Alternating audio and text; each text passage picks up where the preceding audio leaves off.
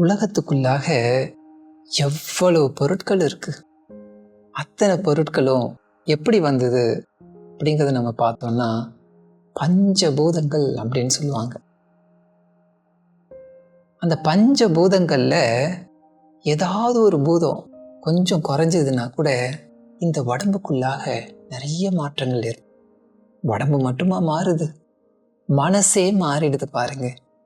அப்ப அந்த மனசு மாறாம இருக்கணும் அப்படின்னு சொன்னோம்னா பஞ்சபூதத்தோட நாம ஃப்ரெண்ட்ஷிப்பா இருக்கணும்.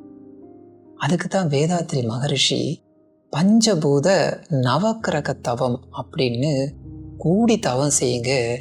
அப்ப எல்லா பூதங்களும் உங்களோட கூடி உங்களுக்கு எப்போதுமே நன்மையே கொடுக்கும் அப்படின்னு ஏற்படுத்தி வச்சிருக்காங்க. வாழ்க வளம். பஞ்சபூத நவக்கிரக தவம்.